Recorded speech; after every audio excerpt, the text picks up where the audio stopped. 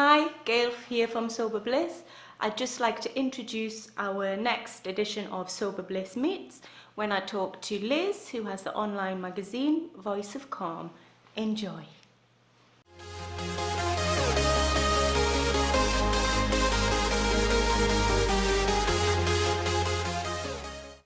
Welcome to another edition of Sober Bliss Meets. Today, I'm really delighted because I'm speaking to the wonderful Liz. And Liz has an online magazine called Voice of Calm. Hi, Liz. How are you? I'm very good. Thank you very much for having me. Oh, it's a pleasure. It's lovely to meet you. We've spoken on Instagram and things before, but it's really nice to chat to you in person. Yeah.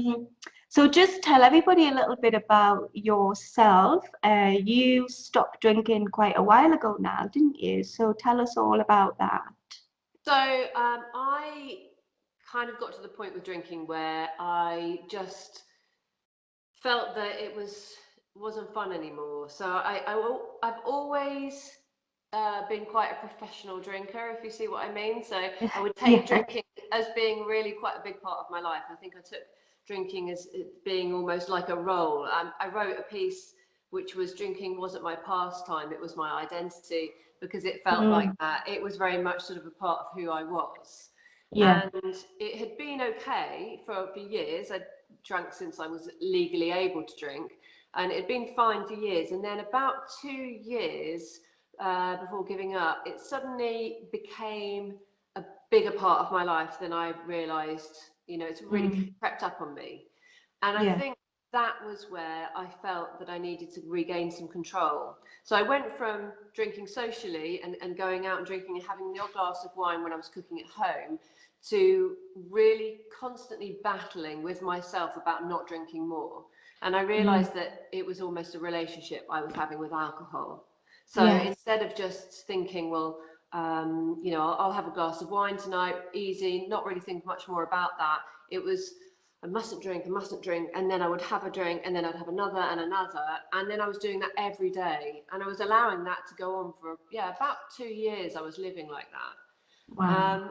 So it wasn't so much that it wasn't so much the quantity that I was drinking, it was the Mm. way I was drinking. I think that was the thing that really in the end made me stop. I realized, and the other thing was that my dad was an alcoholic, and he died when he was 52 of Oh, drinking.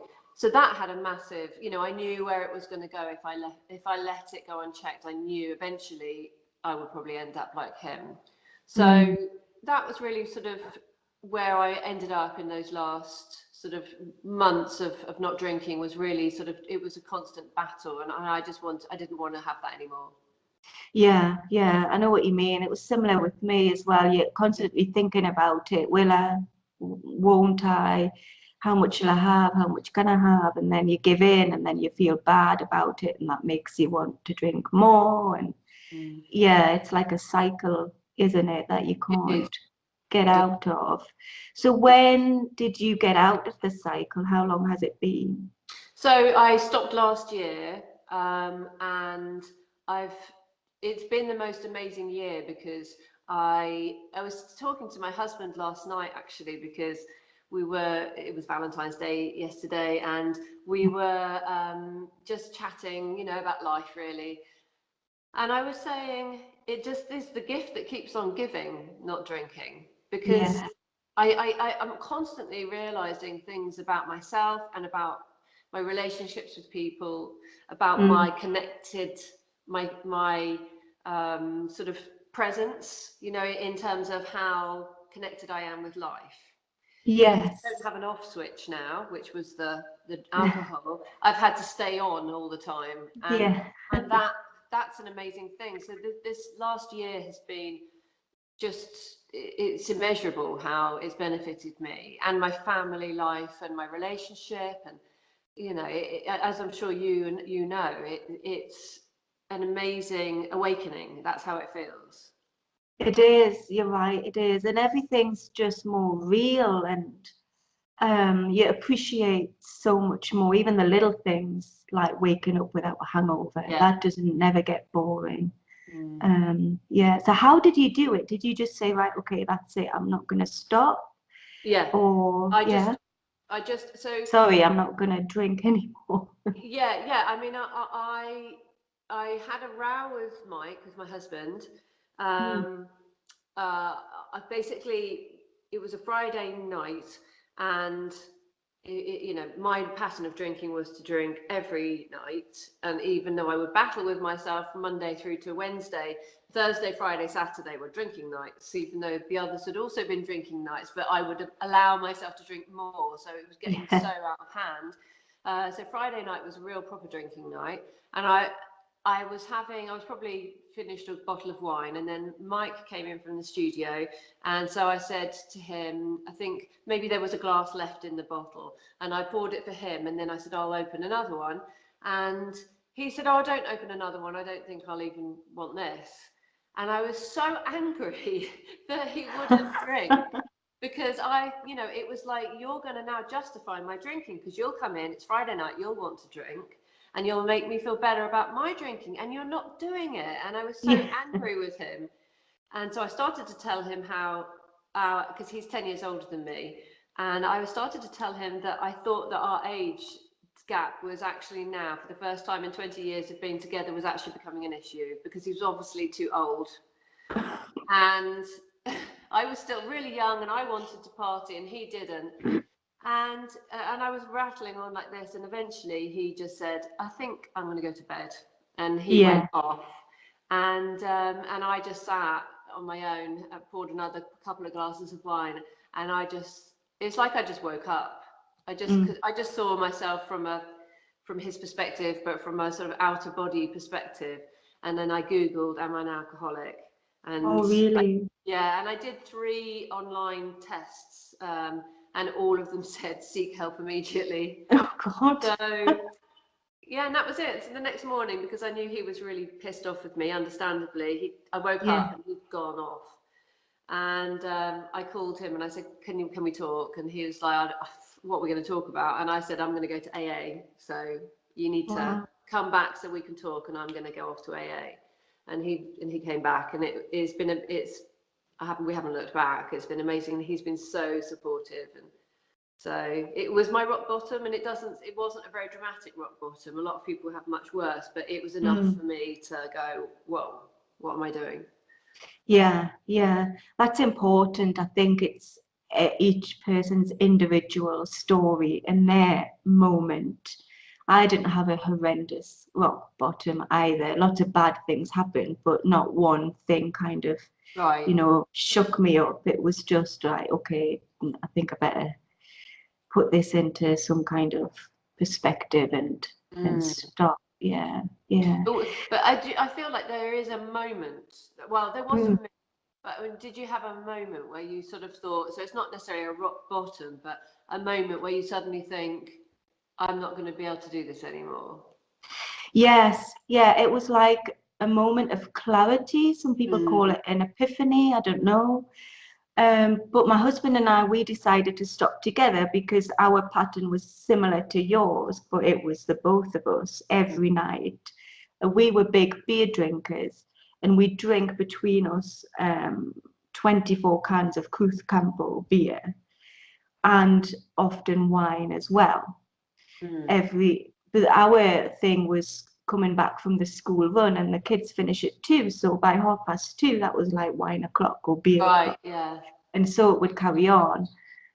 um and then the arguments and the bad atmosphere and the waking up feeling rubbish all the time, and we kind of had a discussion together and said, okay, we'll stop. It wasn't like let's stop forever or let's stop for a month. It was just let's stop. So Right. we did. My husband stopped a day before me because we still had some beers in the house, so I had to Finish finish them them off. off first. But then that was just over 10 months ago, and we haven't looked back either. Yeah, So amazing. yeah, Did yeah, you both, it's interesting for two people to both feel that they definitely can do that long term, like I was able, because it was just me, to commit to never drinking again. yeah. But if your husband had said, well, I don't know about forever, but I'll just sort of give this a try. It would have been harder, wouldn't it? But you both thought, we'll definitely do this together forever. Yeah, well, it wasn't kind of a forever thing. I don't think a time scale came into it. It was just right, let's stop. Maybe just saying that let's stop did mean forever. Yeah. I don't know. But then as the days and the weeks and the months went on, and you start to feel so much better, Yeah. then that kind of Yeah. spurs you on to keep going. And now I think, oh God, you know, what were we doing for all that time? Yeah. How on earth did we manage to get through the days? And Yeah. why did we do that to ourselves? But it definitely helped having the both of us together at the same time. Yeah. Because, you know, we kind of tried. He would have a dry day and I wouldn't. And then I would want to have a dry day and he didn't want to. And he would drink and I would drink as well. So Yeah. definitely having somebody there going through the same thing at the same time helped. Yeah. Yeah. I can see that definitely. Yeah. Is that why you went to AA then, to have that Yes, extra exactly. support? I mean, I went to see a therapist, and she said, you know, she was brilliant because she said there are several things that you need to do here in order to make this count. Because I was determined to never drink again. It really was a sort of flicking a switch. I went from I'll never give up because my alcohol is my life to I can't ever do this again. And I was so determined. And she said, right, well, if you really mean it, then you've got to tell all your friends and family Mm-hmm. that you've given up, because they all need to support you in this, or they need to, or rather, they need to know, so that you're not having to constantly tell everybody at every social event. And she said, and the other thing that you should do is go to AA. And it was really good advice, because although I don't think I fit the sort of stereotypical view of what an alcoholic is, and of Yeah. course that's a whole other subject. But going to AA really it taught me a lot. I mean, I haven't done the 12 steps, and I don't think that I need to do that. It's not necessarily right for everybody, but it was Mm. really nice to hear other people's stories, and Yeah. also AA have a great sort of approach to not drinking, and they're very much about don't say forever, just say it's just for today. And Mm-hmm. that was hugely helpful to me. So yeah, I think I wanted that sort of support network in place should I need it. I only went 3 times, I think, or 4 times maybe, and I didn't feel I needed to go again. But even now, if I felt really wobbly, I'd go to an AA meeting, definitely. It's Mm-hmm. a very supportive infrastructure that if you're doing it on your own, it's pretty brilliant. Some sort of support out Yeah, there. There's yeah, nothing like that where we are. Not that I know of anyway. And even if there was, it would be in Spanish, would be a bit tricky. We do yeah. speak Spanish, but having to go through all of that in Spanish might be a bit tricky. Yeah, yeah, of course. Yeah, Yeah. yeah, So how did you get through the early days then? Was there anything specific that you did? yeah. I I spent a lot of time in my work. I spent most of my time in my workout gear, because it became something that I could do instead of drinking. Excuse me. So I would pretty much get up and get into my running stuff.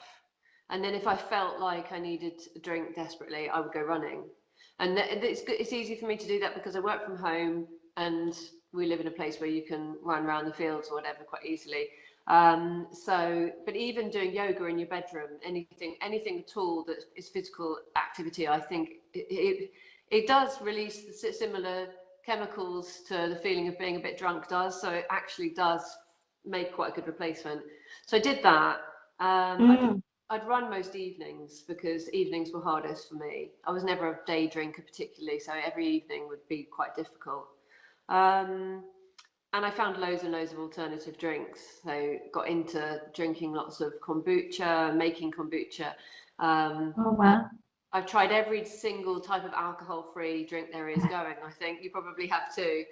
So yeah, I think it was about replacing those things, Mm. and just riding that wave of you know discomfort and just facing it, and that was that's been, I think, the biggest awakening for me, is to embrace fear and pain and discomfort rather than going, oh, I don't like that feeling, I'll have a drink, because that's what I've Yeah. done.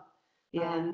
So that's not running away from that, running away from it as in doing fun, but not running into a bottle, Yes. has been an amazing thing. So it was just really about embracing those bad feelings and going, right, this is going to hurt and I'm going to do it. Physically, it wasn't painful. I mean, I didn't have a physical addiction in the way that I know some people would have to go to hospital and do a detox, which I didn't have to do. But the anxiety, all of that sort of physical side of things, it's just going, it's going to be bad, but I'm going to do it. Yeah, yeah. It's like facing it, as you say, as opposed to hiding from it. So have you discovered any techniques that help you get through those tricky moments apart from running? Yes, I feel deep breathing, and so sort of meditating helps. Hmm. So I meditate a lot and it really helps me, but not everybody meditates. And sometimes when you're feeling really anxious, meditating is just a really difficult thing to do. It's like too Yeah, big a step, isn't it? To go from, yeah, I feel really bad, I'm just super stressed out, to Zen is quite a massive step. So I think in the moment of feeling anxious, I always question, well, what would it be like then to have a drink? Imagine having a drink now. How would you feel having had that drink? And I always worse. can quickly go to, I'd feel terrible. I'd feel so awful that I'd failed, and that's not a nice word, but it would feel like that. It would feel I'd undone Mm. so much good work. So sort of jumping to the other side of having the drink and then thinking, projecting yourself there, that I think that's quite, I do that, you know. Yeah, yeah, it's a good technique. Like Yeah. it's playing the movie forward, isn't it? People talk about Yes. that Right. quite a Yeah. lot. Yeah, like the sliding doors things. What would happen if? Yeah. And then, Yeah. yeah. And it's instant gratification, isn't it? Alcohol. Mm. And I suppose it's training yourself to think beyond the instant gratification, which is, addiction is about not ever doing that, and just always going for the one. If you can have one sweet now or 5 sweets later, it's always saying, well, I'll just take what's there now. Yeah, And being dry,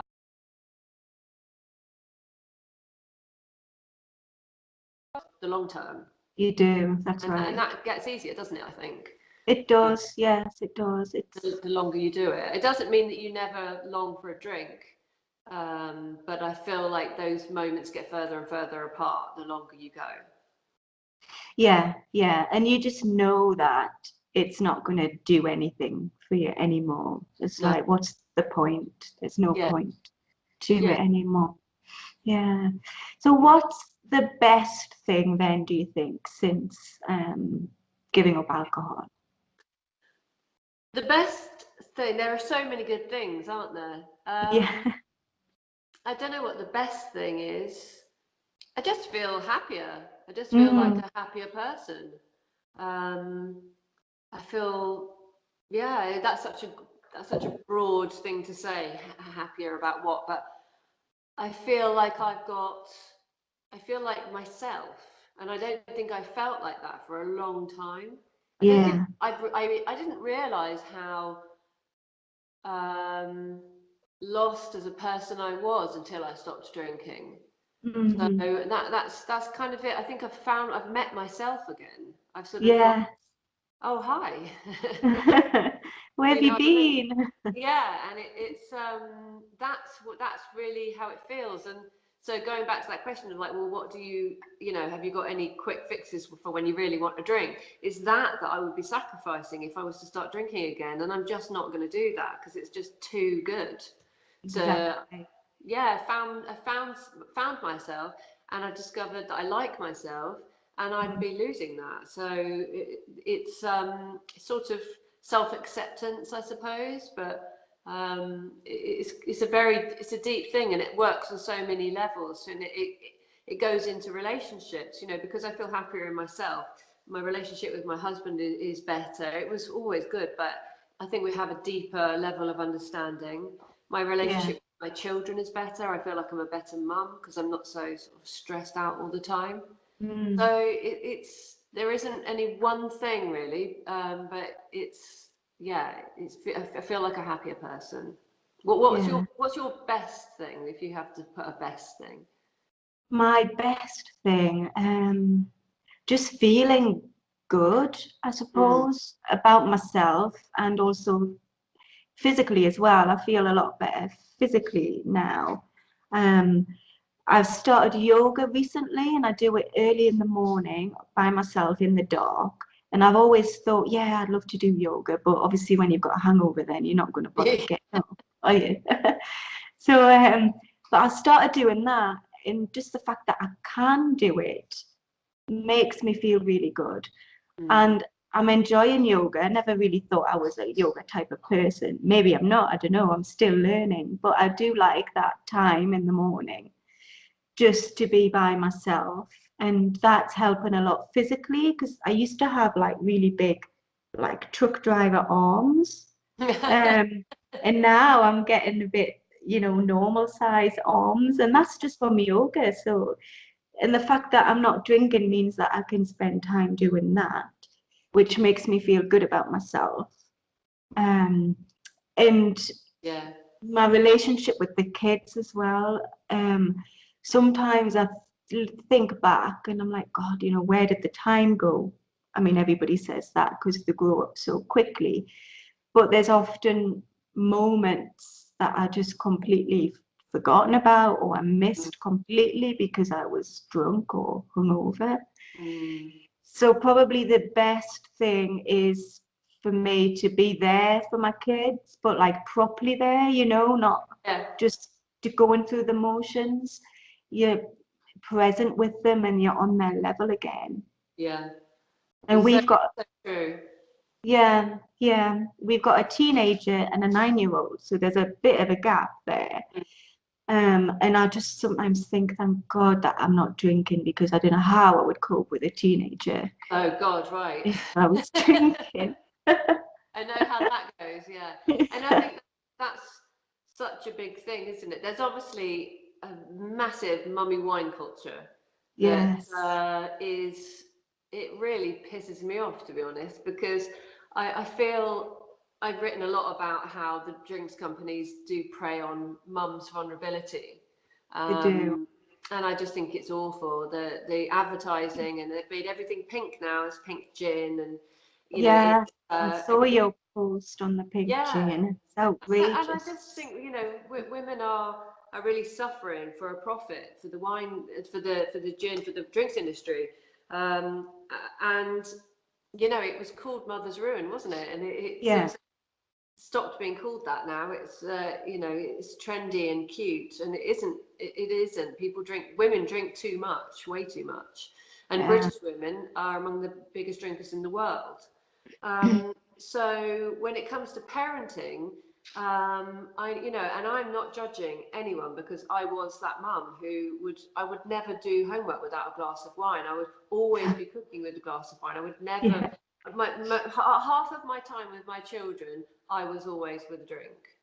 So, Mm. and I look back and think, oh, I feel like I didn't miss it. It wasn't, I was so drunk it wasn't there, but you're not 100% there, are you? No, you're And, not. and That's as true. they grow older now, I look at them and think, wow, my oldest is 15, and he seems to be, growing a foot a month at the moment, and he'll be home in 3-4 years or whatever. And I think, oh my God, why would I waste a minute of that time by Yeah, not really being here? So that presence with your children is such a beautiful thing. I wasn't expecting that at all, but it's amazing, isn't it? it is. You're right. Yeah, yeah.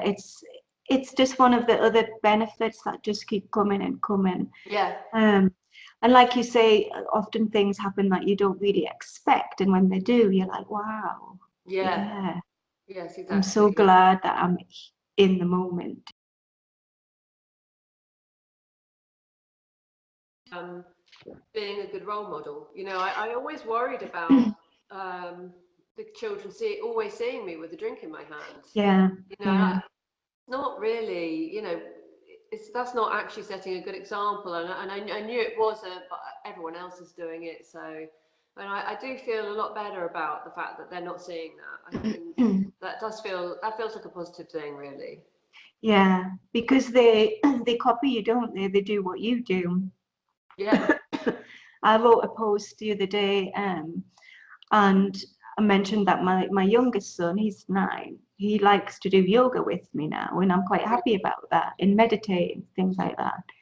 But imagine that he'd wanted to sit and have a beer with me. It Yeah. would be like, oh my God, Mm. you know. And my oldest son, he's 17, and whenever he goes out, I'm like, don't drink, don't smoke.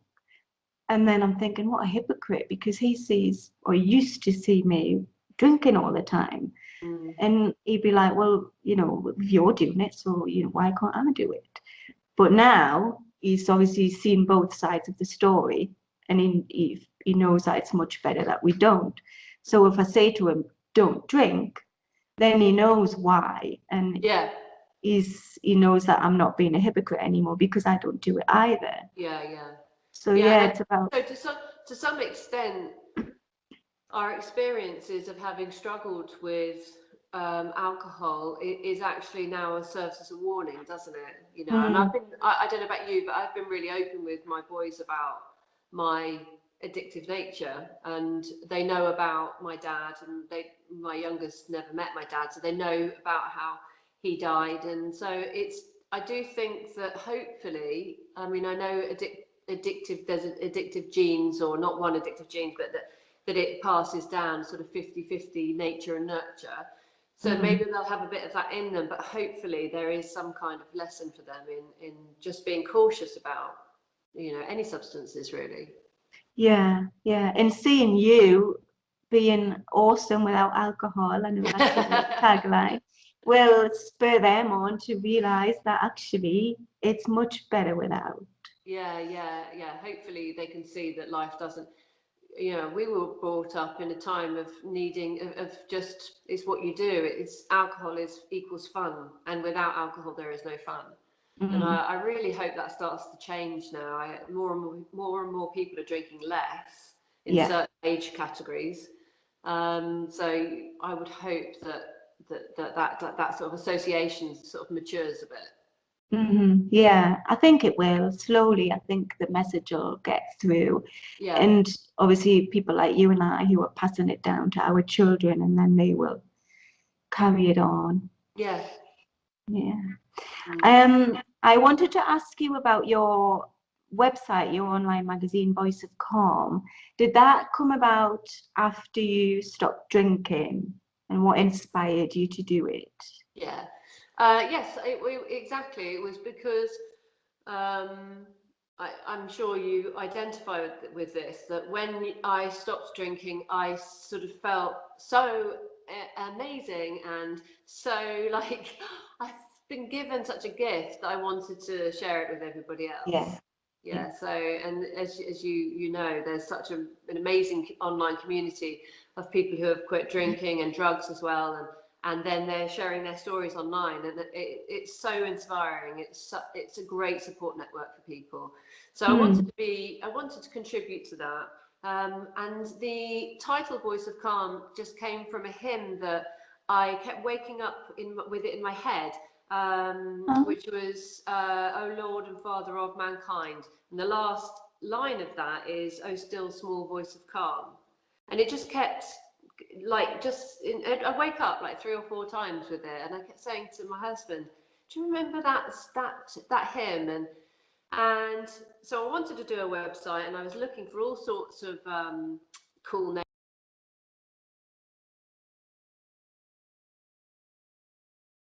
Is a great one. Soberista, I thought that's Yeah. genius, but obviously someone else had already taken that one. Yeah. And then I thought, well, Voice of Calm just keeps on coming back to me, even though it doesn't have the word alcohol or sober in it. But then I realized, well, there is more to what I want to say than just about alcohol. I like to talk about mindfulness and meditation. So Voice of Calm was quite a good sort of title. So it's not just alcohol, but more of a sort of a whole lifestyle thing. So Yeah. it's where I can share ideas that I have about, healthy living. And ultimately what I want to do is to create a sort of more of a sort of magazine style format where I've got lots of people writing for it, and that's starting to Oh, happen lovely. now. So yeah, it's good. I'm inviting people to write for it, so we can talk about Oh, that as well. yeah. Oh, Yeah, brilliant. I yeah, love the name. And I do think it kind of embodies sobriety in a way because my life and yours probably, and probably everybody's, is just so much calmer yeah, without the alcohol. We used to rush through afternoons and everything would be a bit crazy and chaotic, and the tiniest little thing would escalate into a huge drama. And now it's like, oh, just breathing a big sigh of relief, I suppose, and everything's just like, oof, yeah. much, much It's so calmer. true. True. So it's that calm that you experience in your life, but I think there's also the voice of calm for me was that, that you were saying as well, that moment of clarity where you suddenly think, I can't do this. This is Mm, crazy. I've got to stop. And just like that, you stop. And somehow there for me there was something in there that was going, it's going to be okay. You don't need yeah, to do this anymore. This is the new path that you're on. And if I felt like there was a calmness in me that knew everything would be okay, and it felt like there was a voice of calm, and that's sort of um, what if that was how it felt for me. I don't know if other people would resonate with other people, but it just feels like there's something inside you that you can sort of lean on when you need it. yeah, Mm. yeah, yeah. It's like your inner self, I suppose, Yeah, trying to get out, trying to tell you something, yeah, listening to your inner voice. Yeah. yeah. And in AA, they would probably call it your higher power. So Mm, there's that sort of leaning into the unknown and saying, I don't know how I'm going to do this. I don't know what's going to happen, but I hand it all over to you. Um, and some people struggle with the idea of God or whatever, but there is a spirituality about sobriety that I yeah, feel that if you can embrace that, I think is quite magical. yeah, yeah. And it doesn't matter where that comes from. It can be anything, and Yes, inside you as well. yes, exactly. Yeah, that's it. Mm, yeah. So what's next then for Liz and Voice of Calm? Just keeping on doing what I'm doing. Really, I think that's a nice aspect of being mindful. Is that Mm, I'm not planning anything in particular. I've got a few projects that I'm starting on, but mostly it's just writing about mindfulness and the experience of giving up alcohol and supporting people who want to do the same sort of journey, yeah. and living each day at a time and seeing what today brings, what tomorrow brings. So Mm, I am going to be working on a separate project, which is a sort of a creative project, not so much just writing for the magazine, but actually creating a story-based project, which might mm, end up as another blog. So that's something else that I'm doing. And then also, because I also have a day job, my songwriting takes up a lot of time too. So work, yeah. working with people doing that sort of thing, which I also love. So I have that. Mm, I have pretty packed time. yeah.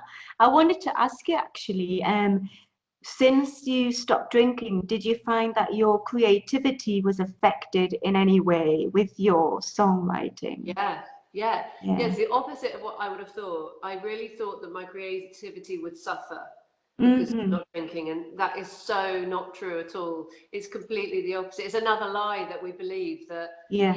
alcohol will boost your creativity, and it's not true at all.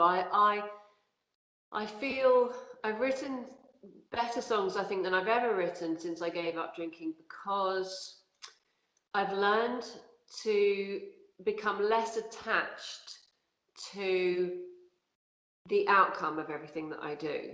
So Okay. instead of feeling like, well, I'm going to write a song and it has to be amazing because I need it to be a hit because it needs to make this amount of money so that I can carry on doing it, blah, blah, blah, blah. I just sort of think, I'm going to write a song today, and it's just going to be what it will be, and I'm going to allow that to happen, and that's it. Yeah. And that's something that's come from drinking, where I've applied my sort of presence and nowness to not drinking, i.e. I'm not going to drink today, and that's it. I've now been able to apply that to other areas of my life, and applying that to my songwriting, to being creative is a really liberating feeling. It's like, actually, it doesn't matter what happens with this song. I'm just going to write it, and that's that. Nothing more needs to be thought about. And that's probably where I feel like I'm doing better work, because I'm not putting pressure on it, if you see what I mean. Yeah, you've found the freedom, I suppose, just to write, and then exactly. whatever comes out will come out. Yes, that's right. And I think that when you rely quite heavily on alcohol, it can often be, or it was for me, because I feel like I put so much pressure on myself to be something, to achieve something, and each day when those things don't feel like they've materialized, I felt like I'd failed. So therefore, I'll just have a drink, even though it's a lot of it is subconscious. So I'll have a drink, because that will just turn all that stuff off, the noise in my head. Whereas when you get rid of all of that necessity to be something, to achieve something, to, meet whatever goals it is that you've set yourself, suddenly you're free of all of that. None of it matters. And I think unless you actually have gone through the process of not drinking, it's quite hard to explain that to somebody, because it's quite a sort of ethereal concept. But it's really liberating. It is. It's true. It's really true. Yeah. Do you have any kind of mantra or any kind of saying that you turn to when things get a bit tough, or to keep you going? I think I just really rely on that sort of concept of just today. Yeah. It's just today. You can do anything today. You can achieve anything if you've only got to do it for today. If you start to think about the rest of the week or the rest of your life, then if anything would feel impossible. So it's not, whenever I feel that my mind starts to get lost in all of that stuff, all of the expectations and the goals and the panic of that, I just bring everything back to just today. And right now, look around and think, is everything okay right now? Is there any problem that I can't deal with right now? And generally the answer is no, everything is fine. So just bringing everything back to today, I find really, really helpful. That kind of always works for me. Yeah, that's good advice. And do you think if you were to give one piece of advice to somebody who was maybe thinking, oh, maybe my drinking needs kind of looking at, what advice would that be? It's tricky, isn't it? Because if somebody is just thinking, oh, I'm not sure about whether I drink too much. I mean, that I was in that phase for about 2 years before I finally decided. I knew somewhere in the back of my head that it was becoming an issue. But if somebody was thinking, oh, I think I'd like to give up drinking, I would say do it for a month and see where you're at. Don't put a forever on it. Just say, well, like dry January is great for that, isn't it? I think a lot of people say that their drinking patterns change after doing that, because they start to feel the benefits. Yes, So they do. I think it's and if you want to give up drinking and you think that it's something that you need to do forever, I would suggest going to AA, just to start to be in that world and have that support structure. I really do recommend it. I think it's not for everybody, but I found it very helpful. Yeah. So it helps, I suppose, to get it out there and to let people know what you're doing as well, and to make a commitment, I suppose, not just a wishy-washy, maybe I will, but to make a commitment. Yes, I agree. I think so. I think if you're thinking about it, as long as you leave the door ajar, that's what I sort of said to myself, that as long as if I was to say to myself, I probably won't drink, then I would definitely drink, because there was still some room for me to mess up. But if I said to myself, I will never drink again, I'm not doing it, but reduce that down to bite-sized pieces of a day, each day, I'm not drinking today, I'm not drinking today, then it just Yeah. meant there's no option. I can't do Yeah. it. So, and by telling everyone, you kind of heighten that commitment as well. So Yes. it sounds like that would put pressure on you, but for me, that really helped. I don't know how you Mhm. found that, sort of telling everybody, but I found it quite helpful. Yeah, we didn't tell anybody to start with, not even the kids, to be honest. Right. Because where we live, there's quite a big expat community of other Brits, and there's a lot of drinking that goes on. And they just think it's weird because, you know, Yeah. you come to Spain and you sit on your patio with your wine, otherwise, you know, what are you doing here? And the idea of somebody not drinking is like, what's going on? Yeah. So we didn't tell anybody. And the Spanish culture as well is they do drink a lot, not like us. There's not really that binge drinking, but Yeah. they drink all the time. I mean, in the morning, people tend to have a break from 10 till 10:30, and they'll have a beer with their sandwich. Wow. Right. Or they'll go for their morning coffee at 7, and they'll have a shot in it to get them up and ready for the day. Wow. That's And amazing. then when they finish work, and then they have a big long lunch, so they have beers at lunchtime. And so it's, you know, it's something that they do. So we didn't really tell anybody. I suppose we kind of isolated ourselves a bit in the beginning. It was just easier for us to do it that way. We didn't even tell family. My mother-in-law comes out a couple of times a year, and I think we'd stopped for about 5 months.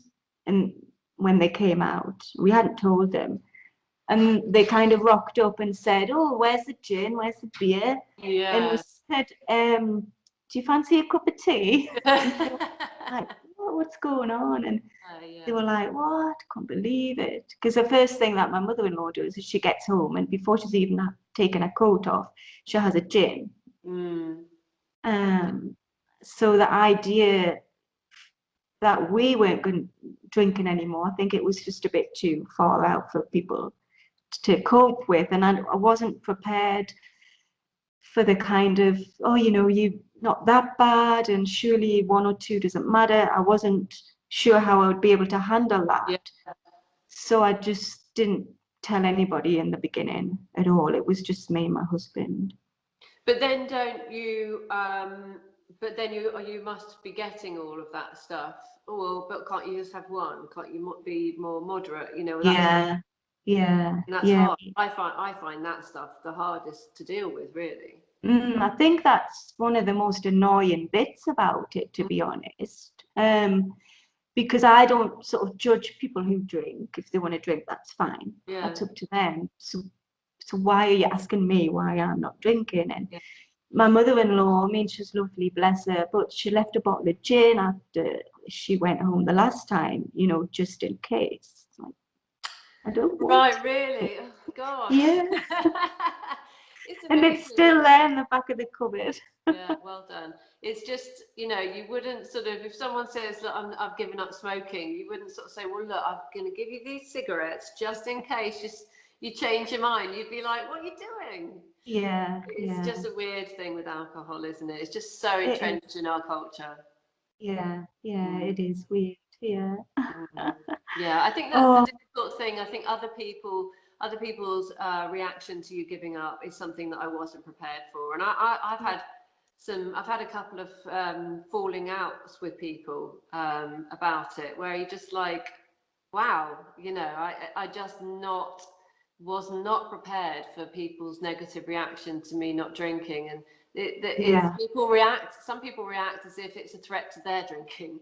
Yes, they Which is do. so weird, isn't it? Mm, You know, as if you're sort of watching them drink and going, you know, you don't need that drink, you know, as if, you know, which you'd never do and you'd never think, because we are not the people to judge, but they react yeah, as if you've been like that. yeah. And that's something that I wasn't expecting at all. Mm, So yeah. yeah, yeah. It can be a bit of a shock, but it's quite eye-opening as well. Because people Yeah, start to tell you about their own drinking, why yeah. it's not a problem, and how they can handle it, and that kind of thing. Yes, yeah, that's right. You get a lot of people, and actually, for the most part, most of my friends, or not most of, but quite a few of my friends have said that since I stopped, they've also cut down because they Oh, did, brilliant. yeah, they did sort of look at their own drinking and say, I probably don't need to drink those drinks, and I could probably cut those ones out quite happily, and they've said, oh, and I feel much better for it. So Mm. that's fantastic. It's not at all wasn't my goal or anything like that, but it's nice to hear people say, yeah, maybe I was drinking a couple of times a week when I didn't need to. Yeah.